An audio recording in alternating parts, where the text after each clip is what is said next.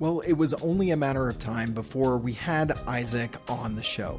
As co-founder of PartnerHacker and now the CMO of Reveal, you just know that Isaac coming on Marketing Together is going to be a phenomenal episode. And my conversation with him did not disappoint. We talk about a new idea that we're currently terming the total account checklist, a way that marketing can look at accounts not so sequentially from lead to opportunity to customer, even to advocate, but working with all departments, giving them different relational plays and ways to add value to partners, to prospects, and existing customers. And if you stick around to the end, you'll get a little taste of Isaac's advice on what it actually means as a marketing leader to think and act like a media company. All right, let's get into the conversation with Isaac.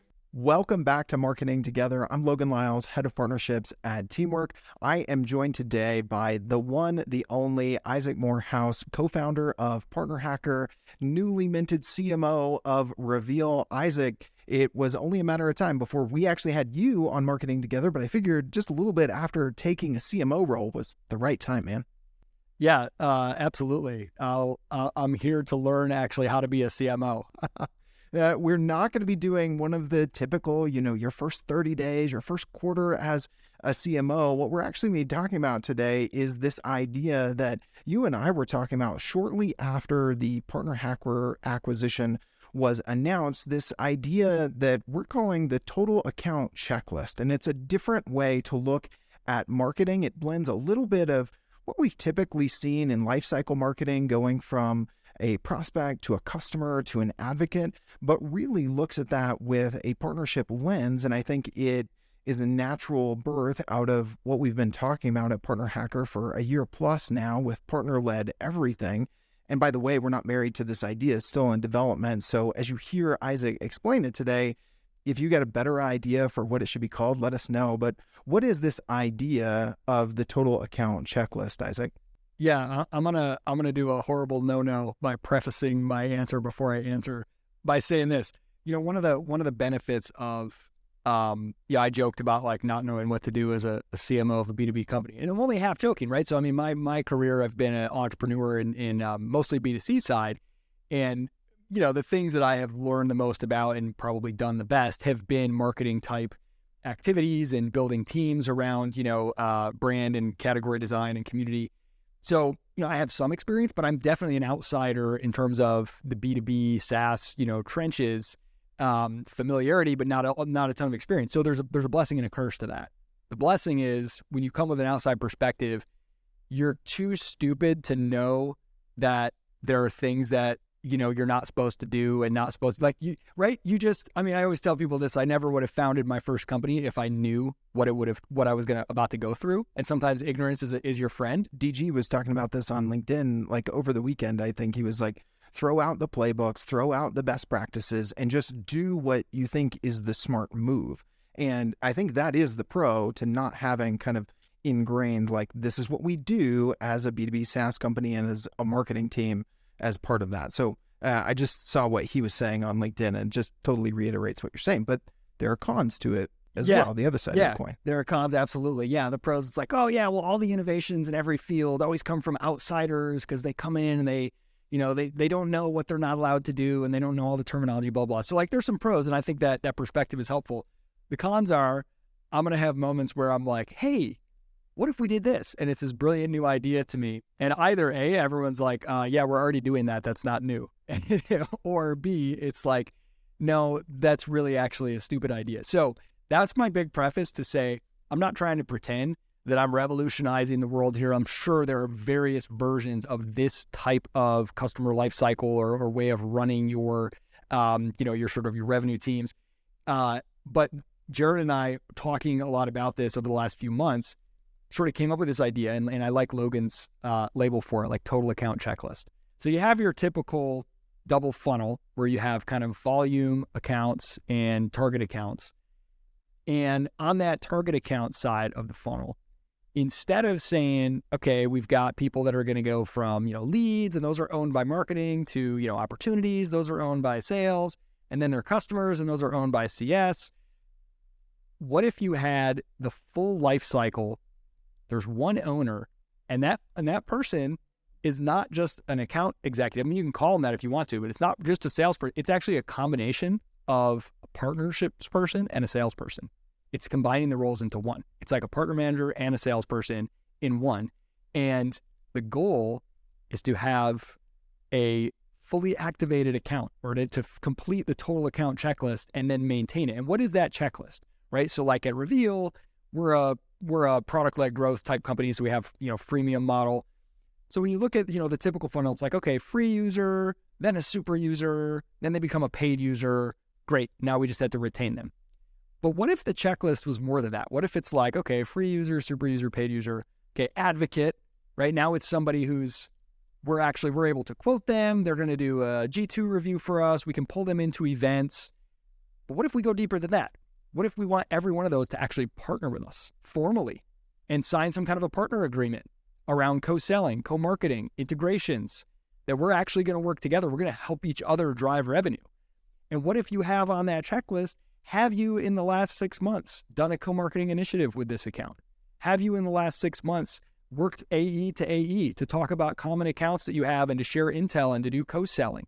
If not, that account is now fallen out of the status that you're trying to maintain, right? This total account checklist is not getting hit. And what if those account owners, and again, the owner, it doesn't really matter so much what you want to call them, but their job is to pull in every other department. If it's the success team, if it's the marketing team, right? Whatever other departments they need to make sure that this account is moving towards that fully completed checklist and maintaining that. And what if they were judged on revenue they are driving for that account? Not on internal numbers like ARR and retention and these things, but on what are we doing for them? Have they increased their revenue by using our tool, by co-marketing with us, by partnering with us as the integration? Are we driving revenue for them? And this kind of idea, like if you reorient things in that way, what might that do? And we're sort of moving that way at Reveal. That's like the most like idealistic, radical version of it. And I'm not even saying that that's like the perfect end state, but that's sort of the thought experiment. And that's kind of directionally where we're moving. That's the idea in a nutshell. I'm glad you clarified that last point of how much revenue you're driving for that account, not through that account, right?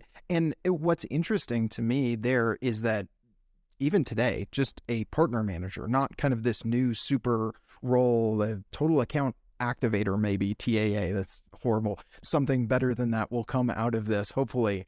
But, even today, partner managers, like, even if partner managers made that flip of how much revenue have I driven through this account and just looked at how much revenue have I helped this partner drive, like even if we took a step towards this ideal state, this, picture of the city on the hill that you're painting here, I think it would change a ton of things, right? But you're talking about this as a merger of like you said a few minutes ago, a salesperson and a partner manager, because they're looking at each and every account as a potential customer, as a potential advocate, and ultimately as a potential partner.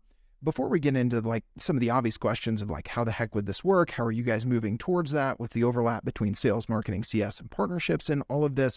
Like, what's got you thinking about this, Isaac? Like, why now is this idea really, rumbling around in your head? You and Jared are talking about it, but it's not something that you're just saying, that's kind of a crazy, stupid idea, as you said earlier. Yeah, it's, innovating and inventing new processes just for the sake of doing it is a horrible idea, right? Like, don't go around trying to fix things that are actually working okay. Things are not working that great. If you look at sort of the metrics across the board in B2B SaaS, sellers missing quota. I think 23% of sellers hit their quota in the last quarter of 2022. Quarter one numbers haven't come out yet, I don't think, but people were projecting like 15%. This is bad, right? This is not good. Now 50%, 60% is actually somewhat normal, and you could say, well, that's just, people are setting the bar too high, but this is a big dip. This is something different, right? And you look at, I was just looking at a chart shared by Pete Caputa about, basically inbound strategies, site visits, site time, downloads of content, kind of all the old plays in the inbound playbook, harder and harder and harder and harder. I call it the infocalypse, right? There's just too much information, and a lot of it's really good information. So trying to compete by just putting out more information and hoping people find your way. So as I was thinking about all these things that Jared and I have been observing and kind of talking through over the last year that led, to the creation of PartnerHacker originally, it's like, what is happening at the world at large? I call it the shift from the how economy to the who economy. And the first couple decades of the digital era were really dominated by the question how. Like, to win and to get customers, you had to be the best at answering the how question. So when someone's got a problem and they're like, how do I solve this problem? A timely email or a call from a salesperson saying, I can help you solve this problem. Great content that comes up when they Google, how do I solve this problem, right? Some kind of guide or downloadable. Whoever could answer those questions, being really good at the product comparison. If I want to go and look, how do I solve this problem? Oh, here are 3 products. Let me compare. Now, that information is so overwhelming and over just too much of it that people are asking who. Who can I ask about this? I don't want to go out there on my own and just say, how do I, sync up my whatever with my whatever? Is there a tool for this? I'm going to just go ask somebody that I trust, because I can't trust the market anymore. Even if I can trust it, it's overwhelming the information. But there's also trust issues. Every review is 4.7 stars. What does that mean? Everybody's gaming the system. So now I got to ask who.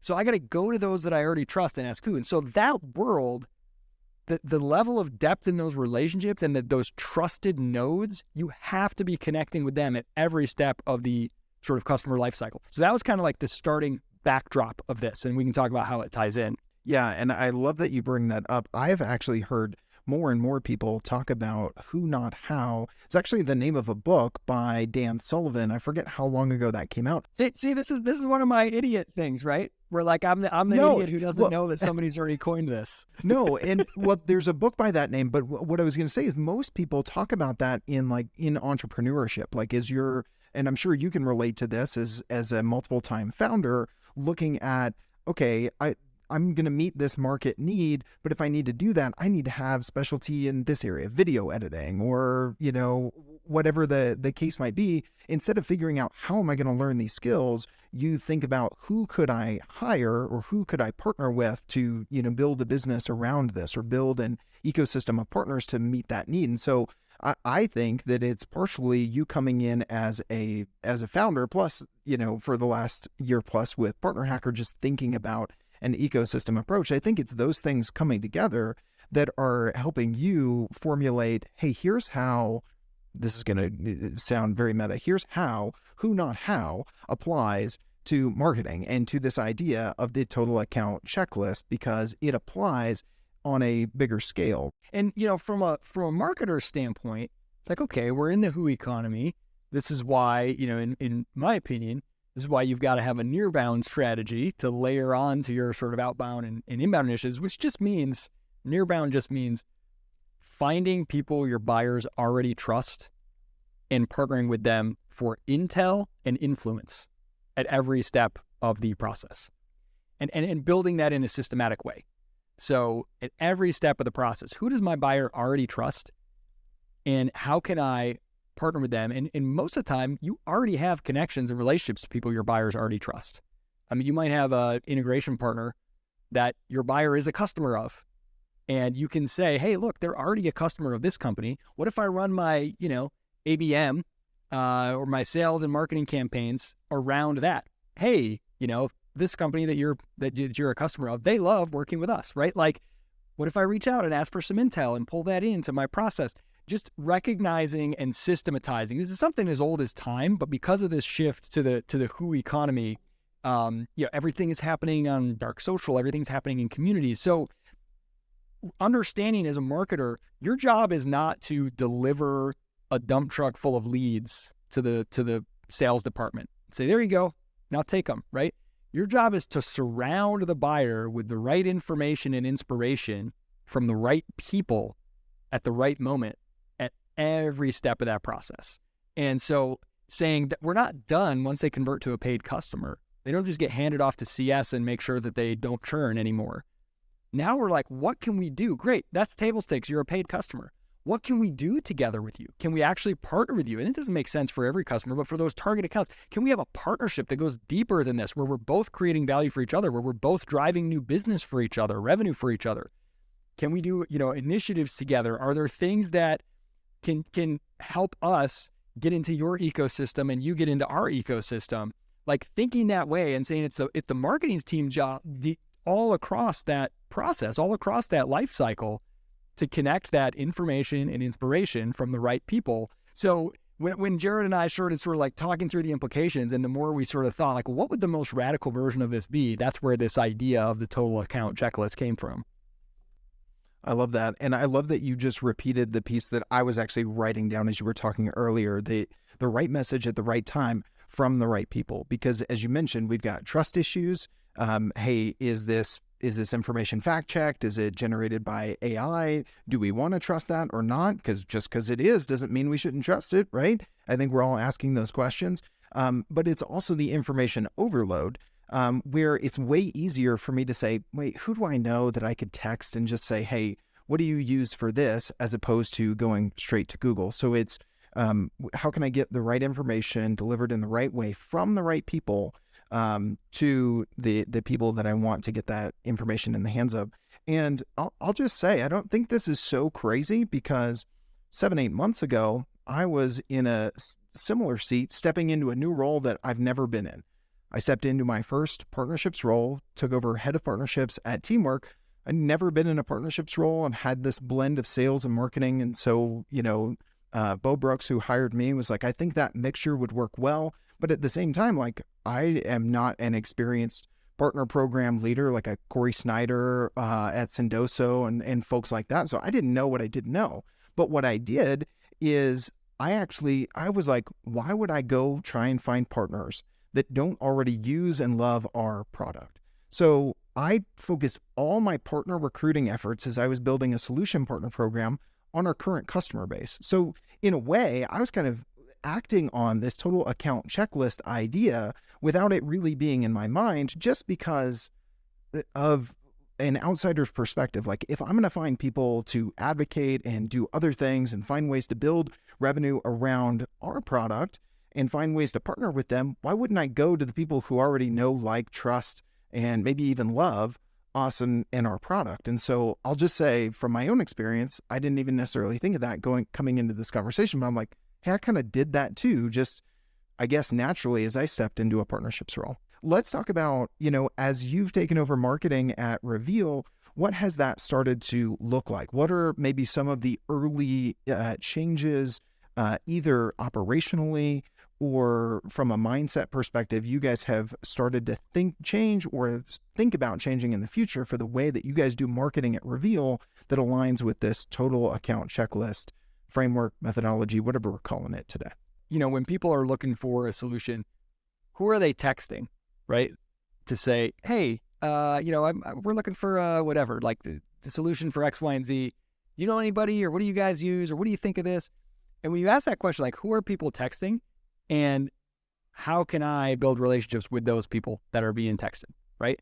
That is where the majority of, I don't care what your attribution software says, it's not telling the truth. Those people are coming from, almost always, the best ones are coming from, those kind of word of mouth, those trusted nodes in the network. So when I think about that question, and I think about this idea of like doing more than just trying to get leads and turn them into customers, but working with those target accounts, no matter where they are on that checklist, the marketing team, can we work with them to create value for them? Can we surround them with people that they trust, and can we actually create value for them? Like, let's say even before they're a customer. So let's take a basic play like webinars or content.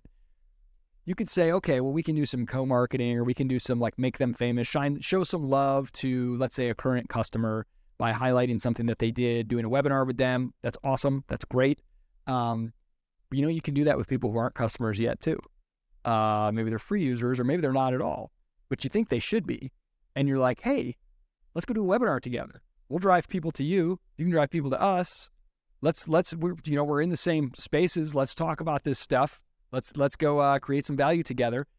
And you don't have to go and try to sell them on anything. You open up by just surrounding them. Hey, I saw that you guys did this. It was really cool. We want to do a feature about it, a little blog post where we mention it. Can we get a couple quotes? And you just start treating them almost as if they are a customer, right? Like the same level of care and attention for those target accounts. As a marketing team, you'll find amazing things start to happen. Now those sales conversations get really easy. Now those partnership conversations, hey, that was cool. Maybe we should formalize this. And then it's kind of like, it almost doesn't matter which comes first. Hey, let's go talk to these people. Let's do something together because it just feels like there's something here. Let's go do a webinar together, some content together.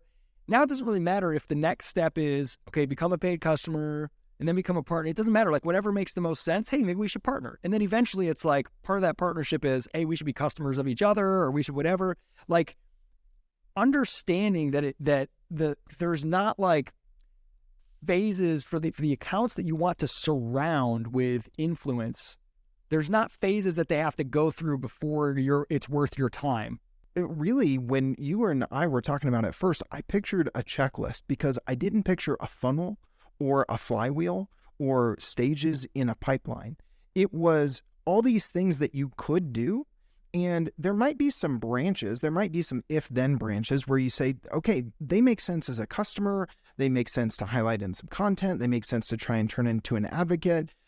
Maybe they're a referral partner, but they're not going to be a strategic partner because you can't be a deep strategic partner with anyone and everyone. There are all these things that you could do. And so often we think about, well, you don't do this until this, and you don't do this until this. And like we said, there are some if-then branches, but it's really this big checklist. And all of a sudden, whoever is owning these accounts has all of these different things that they can do, as opposed to looking at you, Isaac, and you're a prospect. What can I do? I can cold email you. I can cold call you. Maybe I could hit thumbs up on your LinkedIn post in my feed. What else can I do as a salesperson or as an account executive? Not a whole lot else.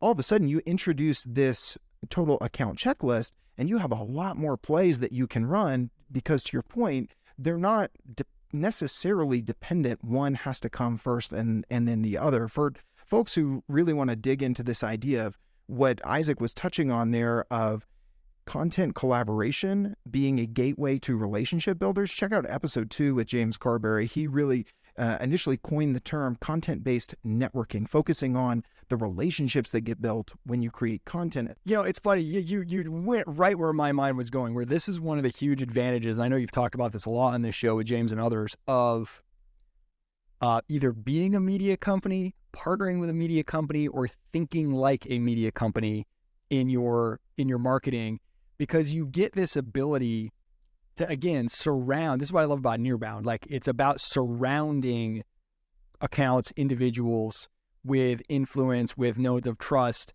multiple angles. And so if you're a marketing team, if you're thinking, okay, I want to, do some content about someone, or talk to an account about a webinar, blah blah blah, and you're thinking, well, I have to wait until they've reached a certain status that the sales team has said that they're now this, or they're a paid customer or whatever, or vice versa, right? The sales team is like, marketing, can you give me this? Can you give me this? Can you create a one pager for them? And it's this kind of back and forth. It's all internal facing. But if instead you look at that account and say, like, as a marketer, I love the ability to say, I don't even care what the sales team is doing with this account. Maybe they've been neglected for a while. Maybe they're having trouble breaking in to talk to the right person. Maybe things are moving along great. Whatever they're doing is fine. I just want to reach out to the CMO at this company because I think they're interesting, and I'm just going to get them on a podcast. And I'm not even going to try too hard to like coordinate it and perfectly, okay, how can we finesse this into a conversation with the CEO about buying our product? No, I just want to talk to them and get that relationship. And to your point with like podcast example, it's like, it wouldn't matter if we had 0 listeners on the podcast. If I got the person to come, I just got an hour-long conversation that's just incredible with somebody in my network. And we both, now we have a connection and we both gained a lot of value from that. Now, when that salesperson on my team is like, I can go to them and be like, oh, FYI, I just did a podcast with, it's going to come out next week with the CMO from that company, from that account you're working on. Now, suddenly they're like, oh, now when I'm talking to my guy, I can say, oh, by the way, your CMO just came on our podcast and he had a great conversation and we're about to share the clip. I'll tag you in it on LinkedIn. And now you're getting these multiple points of influence from multiple people in the company. And you get to kind of play like good cop, right? Like, because the salesperson is always trying to sell you, and people know that they're being sold. They're trying to get you to give them money, right? But you get to be like, I don't care if you ever become a customer. I just think you're interesting to talk to. Let's have a conversation, right? And like, let's put out some cool content together. Let's go do some stuff. And that creates this amazing deepening and like surrounding of these accounts. And it doesn't, you don't have to be so transactional on the marketing side, but you create this influence and this trust that kind of reverberates. And again, you can be agnostic about whether they're a customer, a prospect, a partner, or in the process of becoming one. And if you just think more with like a mindset of openness, generosity, and creating content that's just interesting and great and talking to people that are really cool. Yeah, they happen to be in your target account list. That helps, right? But like you just get some really fun wins that way. I think the openness and the generosity are key. I think the other thing that came to mind as you were talking there, Isaac, is just a relational mindset. So you mentioned it not being so transactional, and we talked a little bit earlier about why this is a checklist. Like, it gives you different things that you could do at different times based on what does this situation warrant? Have I had Isaac on the podcast? Have I talked to him about a strategic partnership? If he's a customer, have I gotten a quote from him or done a case study, or have we done some co-marketing that highlights his company more than mine? The concept of like permissionless giving, like, is kind of usually a great gateway. So there's the permission-based connection, which is, hey, would you mind jumping on a Zoom call with me? I'd like to get to know you. And that can work. But sometimes if I don't know someone and they're like, hey, let's talk. I'm not trying to sell you. I just want to get to know you because I think you're cool.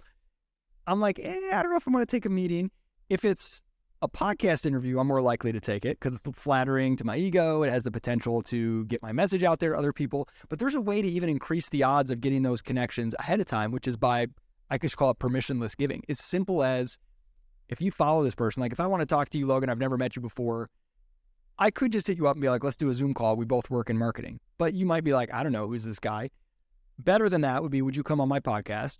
Better chances, but you still might not. But what if for the last several months, 2 or 3 times, I've commented on your posts on LinkedIn and I've engaged and talked about some stuff. Once or twice, I have made a post of my own and been like, just caught something really interesting that Logan Lyle said. I've been following this guy and I love what he's talking about on the Marketing Together podcast. Now, I've just given that. I didn't have to ask you permission. I didn't need you to say yes to me to do those things. Now, when I come to you and say, hey, man, it's been really fun following your stuff the last couple months. You already know. You've heard my name. You've seen that. I've been flattering you and showing that we're riding in the same, lanes. Then I say, I'd love to jump on a Zoom call with you. Now it's much more likely to happen. And you can think about your marketing efforts as a company the same way. You don't have to wait for permission to go start showing some love and making people famous. Those target accounts, those customers, you can do it in really informal ways. You don't have to do a formal case study and make sure that the CS team has handed you off to the right person at that company, that you do the big interview. You can literally just be like following people from their account on LinkedIn and just showing them some love in really informal ways on a consistent basis. Now that makes every other conversation that your other teams are trying to have easier, because they're like, oh yeah, somebody over here in my marketing department said that they were just talking with you on LinkedIn and you shared one of their posts or whatever, right? Like surrounding people and doing it in a way that doesn't always require such an orchestrated thing. It doesn't always require permission.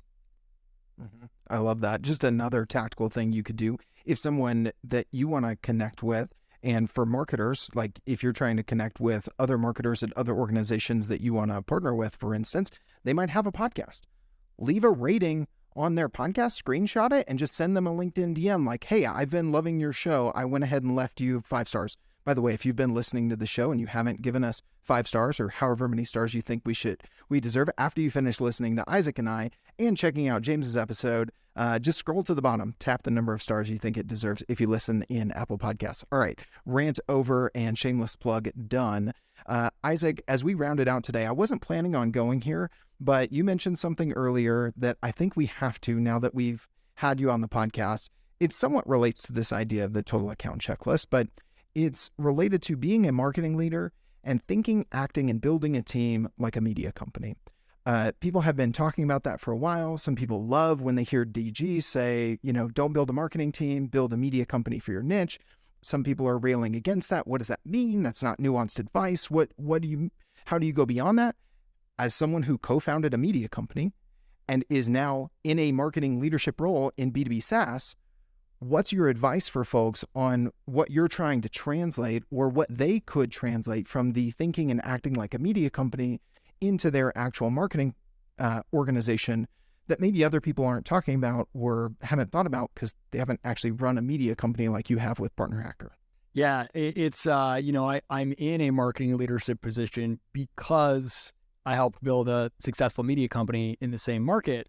And what's interesting there is I feel like, and people may disagree with me on this, you may disagree with me on this, I'm not sure, but I feel like if you know how to build a media company, it's easier to find some of the known playbooks for like the sort of growth marketing, product marketing, and kind of hire and fill in those roles than it is to master those playbooks and then try to just like go out and hire for somebody who's like, yeah, I'll just hire somebody to build me like our media content brand. Like, to me, that's harder. I would rather focus on mastering the media and the sort of category creation component. So here's where I think the advantage is.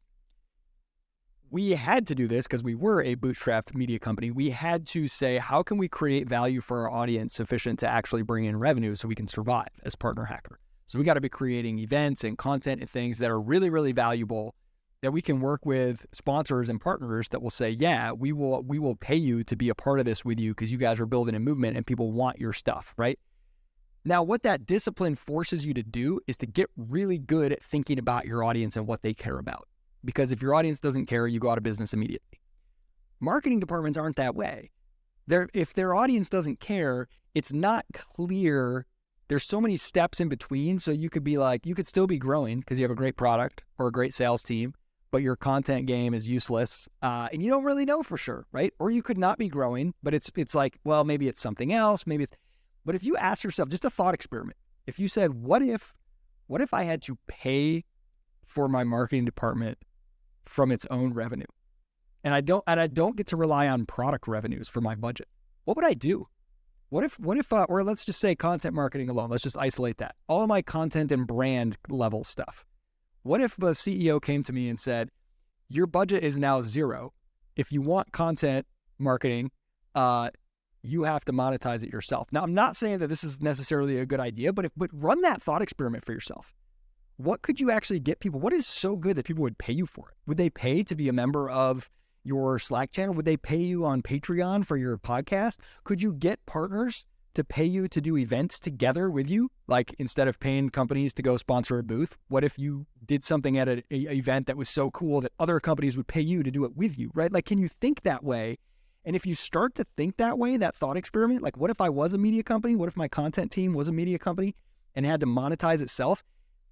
It will help you see ruthlessly what kind of stuff is actually valuable, what kind of stuff is actually hitting out there, versus like what I call the nonprofit mindset. Here's your budget for the year, go spend it and then come back to me with some numbers, right? It's like, what if you had to earn it every month? What if you had to earn it every month? So I think that thought experiment is a good place to start. Anything else on the total account checklist that you think we didn't cover that you want to leave people with this idea for marketers thinking about not just, the funnel that stops here when they're a customer, or maybe they've, copied our referral link and they want to go further. And I think, as we said here, not just go further, but have more options to activate a team to, as we say in Nearbound, surround them. Any parting thoughts for folks? Yeah, here's my parting thought. I want to hear from all of you, if you've done things like this, or if you have different frameworks or models or different language around this, or if, as I was talking, you're like, oh, no, there's something that we do that's a lot like that. It's this over here. Or, Isaac, you're an idiot. Here's why. Let me know. This is learning out loud. This is me kind of thinking through what I can see given the, the era, the WHO economy, as I said, what I can see as a really interesting way to structure things internally and to think about accounts, not moving linearly from lead to customer, but being on a continual trajectory of deeper and greater connection with you and your company and driving more value together perpetually. It's never done. You're constantly, how can we continue to mature this relationship? It's like your marriage. Hopefully the relationship keeps adding new dimensions and getting more mature and adding more value. It's not like dating, married, good to go. It's like, well, no, you're growing Hope together. they don't churn.